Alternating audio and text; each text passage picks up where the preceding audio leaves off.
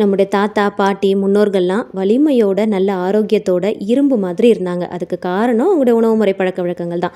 அத பத்தின வீடியோ தான் இன்னைக்கு நான் உங்ககிட்ட ஷேர் பண்ணியிருக்கிறேன். இது கூடவே டெய்லி லைஃப்க்கு தேவைப்படக்கூடிய ஒரு சில முக்கியமான டிப்ஸையும் சேர்த்தே பார்க்கலாம்.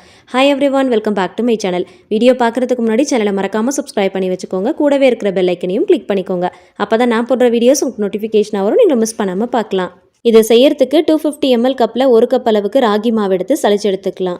அப்படியே செஞ்சோன்னா லம்ஸ் ஃபார்ம் ஆகும். ஸோ அதனால் அந்த மாதிரி ஆகாமல் இருக்கிறதுக்கு ஃபஸ்ட்டு சளிச்சிட்டு அதுக்கப்புறமா செய்யலாம். எந்த மாவு எடுத்து எந்த ரெசிபி செஞ்சாலும் சளிச்சிட்டு செஞ்சிங்கன்னா லம்ஸ் ஃபார்ம் ஆகாமல் இருக்கும். இதில் 1/2 ஸ்பூன் உப்பு சேர்த்து மிக்ஸ் பண்ணிக்கலாம். மிக்ஸ் பண்ணதுக்கப்புறம் கரெக்டாக ஒரு 2 டேபிள் ஸ்பூன் அளவுக்கு மட்டும் மாவை தனியாக ஒரு கப்பில் எடுத்து வச்சுக்கலாம். எந்த கப்பில் மாவு எடுக்கிறீங்களோ அதில் 1 கப் அளவுக்கு இதில் தண்ணி சேர்த்து நல்லா மிக்ஸ் பண்ணிக்கோங்க. விஸ்க் வச்சு மிக்ஸ் பண்ணிங்கன்னா மிக்ஸ் பண்ணுறதுக்கு ரொம்ப ஈஸியாக இருக்கும். லம்ஸ் இல்லாமல் நல்லா மிக்ஸ் பண்ணி எடுக்கலாம். ஃபஸ்ட்டே மாவில் தண்ணி ஊற்றி இந்த மாதிரி லம்ஸ் இல்லாமல் நல்லா மிக்ஸ் பண்ணிவிட்டு செஞ்சோம் அப்படின்னா செய்யறதுக்கு ரொம்ப ஈஸியாக இருக்கும். இதை மிக்ஸ் பண்ணிவிட்டு தனியாக எடுத்து வச்சுக்கலாம். இதை செய்யறதுக்கு நல்ல ஒரு கனமான பாத்திரமாக பார்த்து எடுத்துக்கோங்க. அப்போ தான் அடிப்பிடிக்காமல் இருக்கும். மிக்ஸ் பண்ணுறதுக்கும் வசதியாக இருக்கும். எந்த கப்பில் மாவு எடுக்கிறோமோ அதே கப்பில் தான் தண்ணியை ஒவ்வொரு வாட்டியும் அளந்து எடுக்கணும். இப்போ 1.25 கப் அளவுக்கு தண்ணி இது கூட சேர்த்துக்கலாம். இதில் 1 ஸ்பூன் அளவுக்கு நல்லெண்ணெய் சேர்த்துக்கலாம். தண்ணி ரொம்ப கொதிக்கணும்னு அவசியம் இல்லை. லைட்டாக கொதிச்சு இந்த மாதிரி குட்டி குட்டியாக பபிள்ஸ் வர ஆரம்பிக்கும். அந்த டைமில் நம்ம ஒரு 2 டேபிள் ஸ்பூன் அளவுக்கு மாவு எடுத்து வச்சோம் இல்லையா, அதை இது கூட சேர்த்து நல்லா மிக்ஸ் பண்ணிக்கலாம். அடுப்பை ஃபுல்லாக சிம் ஃப்ளேமில் வச்சுக்கோங்க. மாவு போட்டதுமே ஒரு விஸ்க் வச்சு நல்லா மிக்ஸ் பண்ணி விடுங்க. அப்போ தான் லம்ஸ் இல்லாமல் நல்லா மிக்ஸ் பண்ணி எடுக்கலாம். கைவிடாமல் மிக்ஸ் பண்ணுங்கள். அப்போ தான் பாத்திரத்தில் ஒட்டாமல் இருக்கும். ஈவனாக ஒரே மாதிரி மிக்ஸ் பண்ணி எடுக்கலாம். கொஞ்ச நேரத்துலேயே நல்லா திக்காக ஆரம்பிக்கும். ரொம்ப திக்காகணும்னு அவசியம் இல்லை. இந்த அளவுக்கு கொஞ்சம் திக்னஸ் வரும்போது நம்ம மிக்ஸ் பண்ணி வச்சுருக்குறோம் இல்லையா, மிச்சம் இருக்கிற அந்த மாவையும் இது கூட சேர்த்துக்கலாம்.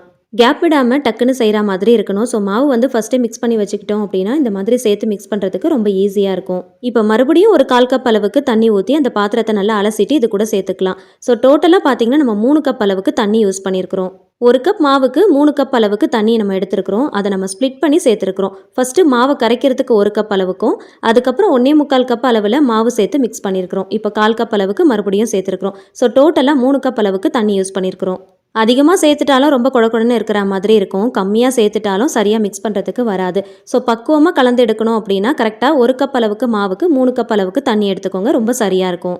மாவு சேர்த்ததும் கண்டினியூஸாக மிக்ஸ் பண்ணுற மாதிரி இருக்கணும். அப்போ தான் லம்ஸ் இல்லாமல் மிக்ஸ் பண்ணி எடுக்க முடியும். ஸ்டார்டிங்கில் விஸ்க் யூஸ் பண்ணி மிக்ஸ் பண்ணுங்கள். ஓரளவுக்கு திக்கானதுக்கப்புறம் மரக்கரண்டி யூஸ் பண்ணிங்கன்னா மிக்ஸ் பண்ணுறதுக்கு ரொம்ப வசதியாக இருக்கும். கொஞ்சம் கூட கட்டி இல்லாமல் ஈஸியாக மிக்ஸ் பண்ணி எடுக்கலாம். ஸ்டார்டிங்கில் மாவு கொஞ்சம் லிக்விடாக இருக்கிற மாதிரி இருக்கும். போக போக திக்காகும். ஸோ அதனால் இந்த மாதிரி மரக்கரண்டி யூஸ் பண்ணிக்கிட்டோம் அப்படின்னா மிக்ஸ் பண்ணுறதுக்கு ரொம்ப வசதியாக இருக்கும். சென்டரில் மட்டும் மிக்ஸ் பண்ணாமல் பேனில் கார்னரில் சைடில் இருக்கிறது எல்லாத்தையுமே எடுத்து விட்டு நல்லா மிக்ஸ் பண்ணுங்கள். ஸ்டார்டிங்கில் கொஞ்சம் கட்டி கட்டியாக விழற மாதிரி இருக்கும். ஆனால் மிக்ஸ் பண்ண இந்த மாதிரி நல்லா ஈஸியாக நல்லா ஸ்மூத்தாக நல்லா சில்கியாக மிக்ஸ் பண்ணி எடுத்துடலாம். மாவு நல்லா திக்காகி பாத்திரத்தில் கொஞ்சம் கூட ஒட்டாமல் நல்லா சுருண்டு வரணும். பார்க்குறதுக்கு மாவு நல்லா ஷைனிங்காக இருக்கணும். இதுதான் சரியான பக்குவம். ஸ்டவ் ஆஃப் பண்ணிவிட்டு இதை வேற ஒரு பாத்திரத்துக்கு மாற்றிக்கலாம்.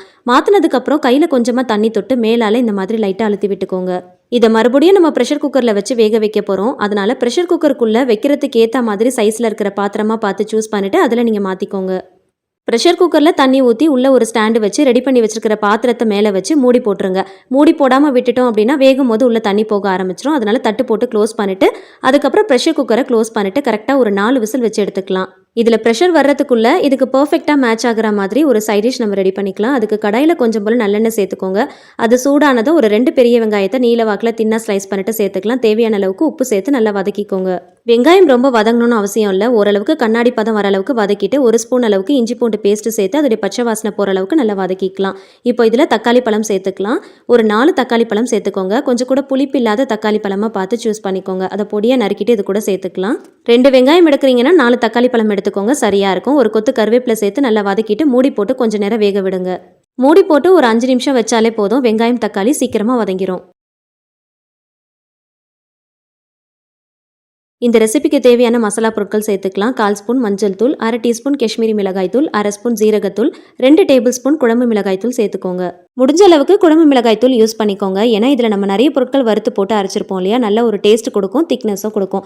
சப்போஸ் இது உங்ககிட்ட இல்லை அப்படின்னா 1 டேபிள் ஸ்பூன் மிளகாய் தூளுக்கு 2 டேபிள் ஸ்பூன் தனியா தூள் யூஸ் பண்ணிக்கோங்க. மசாலாவை சேர்த்ததும் ஒரு 2லேருந்து 3 நிமிஷம் போல் வதக்கிட்டு மூடி போட்டு ஒரு 3 நிமிஷத்துக்கு அப்படியே விட்டுருங்க. நல்லா வதங்கி எண்ணெயெல்லாம் நல்லா பிரிஞ்சு வர ஆரம்பிக்கும். மசாலாவுடைய வாசனை சுத்தமாக இருக்காது. இதை அப்படியே ஒரு பிளேட்டுக்கு மாற்றி நல்லா ஆற வச்சுட்டு மிக்ஸி ஜாருக்கு மாற்றி கொஞ்சம் ஓரளவுக்கு கோர்ஸாக அரைச்சி எடுத்துக்கோங்க. குழம்பு செய்கிறதுக்கு மீனுடைய தலை வால் மட்டும் தனியாக எடுத்து அதை நல்லா வாஷ் பண்ணிவிட்டு மஞ்சள் தூள், மிளகாய் தூள், தனியாத்தூள், ஜீரகத்தூள், மிளகுத்தூள், இஞ்சி பூண்டு பேஸ்ட்டு, உப்பு கொஞ்சம் போல் எண்ணெய் சேர்த்து நல்லா கலந்து எடுத்து வச்சுக்கோங்க. சதப்பகுதியை மட்டும் போட்டு பண்ணுறோம் அப்படின்னா டேரெக்டாக போட்டுக்கலாம். ஆனால் இந்த மாதிரி தலை வால்லாம் போட்டு பண்ணுறோம் அப்படின்னா ரொம்ப சல்லுன்னு இருக்கிற மாதிரி இருக்கும். அதுக்கு இந்த மாதிரி கொஞ்சம் மசாலா போட்டு பெரட்டிட்டு அதுக்கப்புறம் குழம்பு வச்சோம் அப்படின்னா நல்ல ஒரு டேஸ்ட்டு கிடைக்கும். மீன் குழம்புல கத்திரிக்காய் போட்டு பண்ணால் ரொம்ப நல்லாயிருக்கும். அதுலேயும் இந்த மாதிரி பச்சை கத்திரிக்காய் கிடச்சிது அப்படின்னா அதை எடுத்துக்கோங்க. அதை பெரிய பெரிய பீசஸாக கட் பண்ணி தனியாக எடுத்து வச்சுக்கலாம். அது கருத்து போகாமல் இருக்கிறதுக்கு தண்ணியில் போட்டு வச்சுக்கோங்க. இதை செய்யறதுக்கு மண்சட்டி தான் நான் யூஸ் பண்ணியிருக்கிறேன். அதில் கொஞ்சம் போல் நல்லெண்ணெய் சேர்த்துக்கலாம். நல்லெண்ணெய் சூடானதும் கட் பண்ணி வச்சுருக்கிற கத்திரிக்காயை ஃபஸ்ட்டு வதக்கி எடுத்துக்கலாம். மீன் குழம்புல கத்திரிக்காய் போட்டால் டேஸ்ட்டாக தான் இருக்கும். ஆனால் அது ரொம்ப மசிஞ்சு போகாமல் ஓரளவுக்கு முழுசாக இருந்துச்சுன்னா அது ஒரு தனி டேஸ்ட்டு தான். அதனால் நம்ம கடைசியாக சேர்த்துக்கலாம். இந்த மாதிரி எண்ணெயில் வதக்கிட்டு தனியாக எடுத்து வச்சுக்கோங்க. ரொம்ப மசிய வதக்க வேணாம். லைட்டாக கலர் சேஞ்ச் ஆகி ஓரளவுக்கு வதக்கி எடுத்துக்கோங்க. அந்த காயுடைய பச்சை வாசனை போகிற அளவுக்கு வதக்குனா போதும். அதே எண்ணெயில் எக்ஸ்ட்ராவாக இன்னும் கொஞ்சம் எண்ணெய் சேர்த்துக்கோங்க. கடுகு, உளுந்து, சீரகம், சோம்பு, வெந்தயம் இது எல்லாமே ஒரு 1/4 டீஸ்பூன் அளவுக்கு சேர்த்து நல்லா வறுத்து விடுங்க. ஒரு முழு பூண்டை அப்படியே பொடியாக நறுக்கிட்டு சேர்த்துக்கோங்க. ஒரு 10லேருந்து 15 பூண்டு இருக்கும். இதை சேர்த்துட்டு நல்லா வதக்கிக்கோங்க. நல்லா கிறிஸ்பியாக நல்ல கலர் சேஞ்ச் ஆகிற அளவுக்கு நல்லா வதக்கணும். ஒரு முழு பூண்டு அப்படியே சேர்த்திங்கன்னா குழம்பு நல்ல மணமாகவும் இருக்கும், நல்ல டேஸ்ட்டாகவும் இருக்கும். இதில் ஒரு 15 போல் சின்ன வெங்காயத்தை பொடியாக நறுக்கிட்டு சேர்த்து அதையும் நல்லா வதக்கிக்கோங்க. நம்ம வதக்கி அரைக்கிறதுல பெரிய வெங்காயம் யூஸ் பண்ணியிருக்கிறோம். தாளிப்பு போடும் போது சின்ன வெங்காயம் யூஸ் பண்ணிக்கோங்க. குழம்பு நல்ல ஒரு டேஸ்ட் கிடைக்கும். இதில் ஒரு 2 கொத்து போல் கருவேப்பிலை சேர்த்துக்கலாம். கருவேப்பிலை கொஞ்சம் அதிகமாகவே சேர்த்துக்கோங்க. நல்ல மணமாகவும் இருக்கும், ருசியாகவும் இருக்கும். வெங்காயம், பூண்டு, கருவேப்பிலை நல்லா வதங்கி கிறிஸ்பியாக நல்லா பொன்னிறம் ஆகணும். அது வரைக்கும் நல்லா வதக்கிக்கோங்க. இதுக்கப்புறம் நம்ம வதக்கி ஆற வச்சு அரைச்ச மசாலாவை இது கூட சேர்த்துக்கலாம். எப்போ மீன் குழம்பு வச்சாலும் எந்த மீனில் குழம்பு வச்சாலும் இந்த மாதிரி வெங்காய தக்காளியை கொஞ்சம் போல் வதக்கிட்டு அதை அரைச்சி ஊற்றி செஞ்சிங்கன்னா குழம்பு நல்லா திக்காக இருக்கும். மிக்ஸி ஜாரில் கொஞ்சம் போல் தண்ணி ஊற்றி அலசிட்டு இது கூட சேர்த்துக்கலாம். சேர்த்துட்டு நல்லா கலந்து விடுங்க. ஃபஸ்ட்டு மூடி போட்டு கொஞ்சம் நேரம் நல்லா கொதிக்க விட்டுட்டு அதுக்கப்புறமா புளி தண்ணி எல்லாமே சேர்த்துக்கலாம்.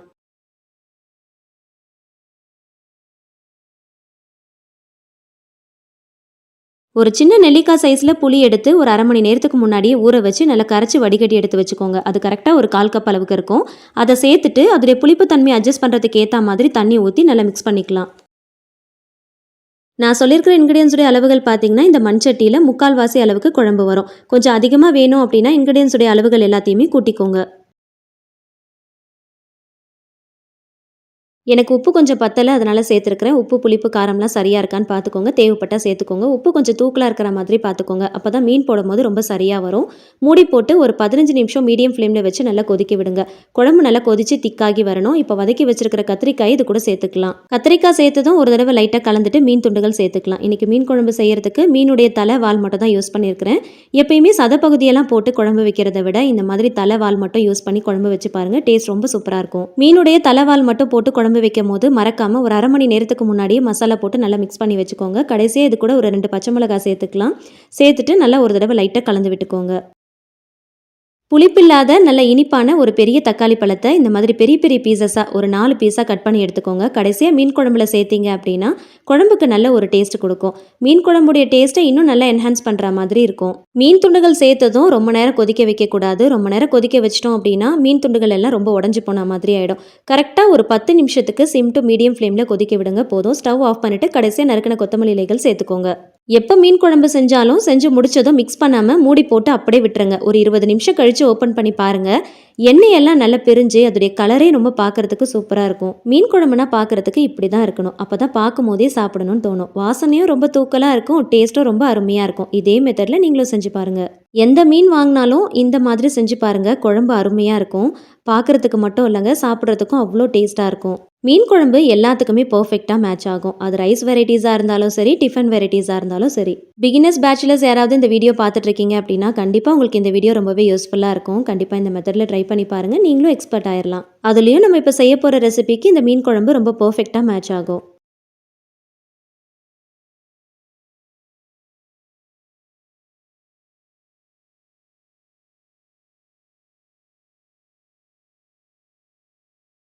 ஒரு சின்ன டிப் பார்க்கலாம்.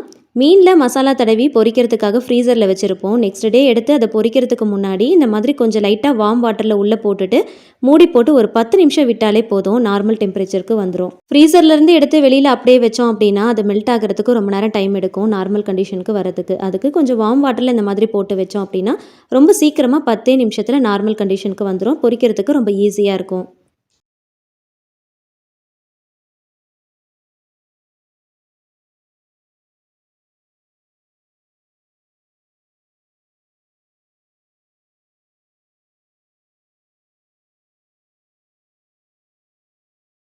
ப்ரெஷர் எல்லாமே ரிலீஸ் ஆனதும் குக்கரை ஓப்பன் பண்ணி பார்க்கலாம். தட்டில் உள்ள எந்த அளவுக்கு தண்ணி இருக்குன்னு பாருங்கள். தட்டு போடாமல் விட்டுட்டோம் அப்படின்னா இந்த தண்ணி எல்லாமே உள்ளே போயிடும். அதனால் மறக்காமல் தட்டு போட்டு மூடிடுங்க. 4 விசில் வச்சிங்கன்னா மாவு நல்லா வெந்து இந்த மாதிரி பக்குவமாக இருக்கும். உள்ளே கொஞ்சம் கூட தண்ணி இருக்காது. கலரும் பார்த்திங்கன்னா இந்த மாதிரி தான் இருக்கும். மாவுடைய பச்சை வாசனையும் சுத்தமாக இருக்காது. குக்கரில் இருந்து வெளியில் எடுத்ததும் நல்லா சூடாக இருக்கும் போதே ஒரு கரண்டியை வச்சு கலந்து விடுங்க. கலந்து விடும் போது பார்க்குறதுக்கு குழகுழப்பாக இருக்கிற மாதிரி தான் இருக்கும். ஆறுனதுக்கப்புறம் சரியாக வரும். கையில் கொஞ்சம் போல் தண்ணி தொட்டுட்டு இந்த மாதிரி கரண்டியில் இருக்கிறது, பாத்திரத்தில் இருக்கிறது எல்லாத்தையுமே நல்லா வலிச்சு விடுங்க.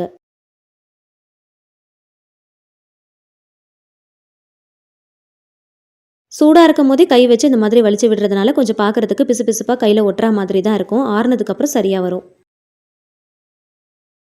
நல்ல பாத்திரத்தை எல்லாமே வலிச்சு விட்டதுக்கப்புறமா கையில் கொஞ்சம் போல் தண்ணி தொட்டுட்டு இந்த மாதிரி நல்ல மேலால் இந்த மாதிரி பண்ணிவிடுங்க. கையில் தொட்டு பார்க்கும்போது கொஞ்சம் கூட கையில் ஒட்டாமல் இருக்கணும். அதுதான் வந்து சரியான பக்குவம். மூடி போட்டு நல்லா ஆற விட்டுடலாம். ரொம்ப ஆறணும்னு அவசியம் இல்லை. ஓரளவுக்கு கை பொறுக்கிற சூடு வர அளவுக்கு நல்லா ஆற விடுங்க. ஓரளவுக்கு ஆறுனதுக்கப்புறம் நல்ல டார்க் கலரில் இருக்கும். நல்லா கெட்டியாயிரும். உருண்டை பிடிக்கிறதுக்கு வசதியாக இருக்கும். இதை நம்ம உருண்டை பிடிச்சு எடுக்க போகிறோம். நல்ல ஒரு அகலமான கரண்டியாக பார்த்து எடுத்துக்கோங்க. குழிக்கரண்டியாக இருந்துச்சுன்னா ரொம்ப வசதியாக இருக்கும். கரண்டியில் மாவு எடுக்கிறதுக்கு முன்னாடி தண்ணியில் கொஞ்சம் போல் நனைச்சிட்டு மாவு எடுங்க, ஒட்டாமல் வரும். கையில் உருண்டை பிடிக்கிறதுக்கு முன்னாடியும் கொஞ்சம் போல் தண்ணியில் நனைச்சிக்கோங்க. இந்த மாதிரி நல்ல பெரிய சைஸில் உருண்டை பிடிச்சி எடுத்துக்கோங்க. ஒரு சின்ன கிண்ணத்தில் கொஞ்சம் போல் தண்ணி ஊற்றி அலசிட்டு கொஞ்சம் போல் மாவு எடுத்து உள்ளே போட்டுட்டு நல்லா உருட்டினாலும் நல்லா உருட்ட வரும். அதுக்கு பதிலாக இந்த மாதிரி உருட்டினாலும் ரொம்ப ஈஸியாக இருக்கும். மாவுடைய பச்சை வாசனை இல்லாமல் குழகுழப்பு தன்மை இல்லாமல் கரெக்டான பக்குவத்தில் ராகி களி செய்யறதுக்கு இந்த மெத்தடை நீங்கள் ஃபாலோ பண்ணிக்கோங்க. அந்த காலத்துலலாம் களியெல்லாம் கிண்டுறதுக்கு மாவு போட்டு நல்லா கிண்டிகிட்டே இருப்பாங்க. அந்த மாதிரி ரொம்ப கை வலிக்க கிண்டணும் அப்படின்ற அவசியம் இல்லை. ப்ரெஷர் குக்கர் யூஸ் பண்ணி பக்குவமாக செய்கிறதுக்கு இந்த மெத்தடை ஃபாலோ பண்ணிக்கோங்க. பிகினர்ஸ்க்கு கூட ரொம்ப ஈஸியாக இருக்கும். 250 ml கப்பில் 1 கப் அளவுக்கு ராகி மாவு எடுத்தோம் அப்படின்னா 5 களி உருண்டை மீடியம் சைஸில் நமக்கு கிடைக்கும். ராகியில் எக்கச்சக்கமான ஹெல்த் பெனிஃபிட்ஸ் இருக்குது. இந்த காலத்து ஆளுங்க ராகி மாவு வச்சு வெரைட்டியாக பண்ணுறோம். ஆனால் அந்த காலத்து ஆளுங்க அவங்களுடைய உணவு முறை பழக்க வழக்கப்படி கூழ், களி, புட்டுன்னு தான் செஞ்சு சாப்பிட்டாங்க. நம்ம என்னதான் விதவிதமாக வித்தியாசமாக செஞ்சாலும் அந்த காலத்து ஆளுங்க செஞ்ச இந்த மாதிரி உணவுகளில் வர டேஸ்டே தனி தான். ராகி களி கூட இந்த மாதிரி மீன் குழம்பு வச்சு கூடவே சின்ன வெங்காயம், பச்சை மிளகாய்லாம் வச்சு சாப்பிடும் போது டேஸ்ட் ரொம்ப சூப்பராக இருக்கும். அதுலேயும் செஞ்சு அன்னைக்கே சாப்பிட்றத விட அடுத்த நாள் சாப்பிடும் போது டேஸ்ட் இன்னும் ரொம்ப சூப்பராக இருக்கும். ஆல்ரெடி நம்ம சேனலில் கோதுமை களி ரெசிபியும் கூடவே கருவாட்டு குழம்பு ரெசிபியும் போட்டிருக்கேன். ஸோ தேவைப்படுறவங்க செக் பண்ணி பாருங்கள். என் கார்ட்லேயும் கொடுக்குறேன். செஞ்ச களி உருண்டைங்களை ஃப்ரிட்ஜில் வச்சு ஸ்டோர் பண்ணாதீங்க. பாத்திரத்தில் அது மூழ்கிற அளவுக்கு சில்லுன்னு தண்ணி எடுத்துக்கோங்க. அதில் களி உருண்டையை போட்டு மூடி போட்டு வச்சுருங்க. மண்சட்டி பாத்திரங்கள் எக்ஸ்ட்ரா இருந்துச்சுன்னா அதில் தண்ணி ஊற்றி களி உருண்டைகளை போட்டு மூடி போட்டு வச்சுருங்க. இன்னும் நல்லாயிருக்கும். அடுத்த நாள் இதை களியாவோ இல்லைனா கூழாவோ செஞ்சு சாப்பிட்லாம். நம்ம முன்னோர்களுடைய ஆரோக்கியமான உணவான இந்த ராகி களியை நீங்களும் அடிக்கடி செஞ்சு சாப்பிடுங்க. அவங்கள மாதிரி நம்மளும் ஆரோக்கியமாக இருக்கலாம். இந்த சம்மருக்கு இந்த ரெசிபி அடிக்கடி செஞ்சு சாப்பிடுங்க. உடம்ப குளுமையாகவும் ஆரோக்கியமாகவும் வச்சுக்கலாம். இந்த ரெசிபி கண்டிப்பாக உங்களுக்கு ரொம்பவே யூஸ்ஃபுல்லாக இருக்கும்னு நினைக்கிறேன். ப்ரெஷர் குக்கர் யூஸ் பண்ணி இந்த மெத்தடில் செஞ்சீங்கன்னா பிகினர்ஸ் பேச்சுலர்ஸ் கூட ஈஸியாக செஞ்சிடலாம். வீடியோ பிடிச்சா லைக் பண்ணி ஃபேமிலி அண்ட் ஃப்ரெண்ட்ஸ் கூட ஷேர் பண்ணிக்கோங்க. கண்டிப்பாக ட்ரை பண்ணி பார்த்துட்டு ஃபீட்பேக் ஷேர் பண்ணுங்கள். இந்த மாதிரி ரெசிபிஸ்க்கு என்னோட சேனலை மறக்காமல் சப்ஸ்கிரைப் பண்ணிட்டு தொடர்ந்து சப்போர்ட் பண்ணுங்கள். Thank you so much. கீப் வாட்சிங்.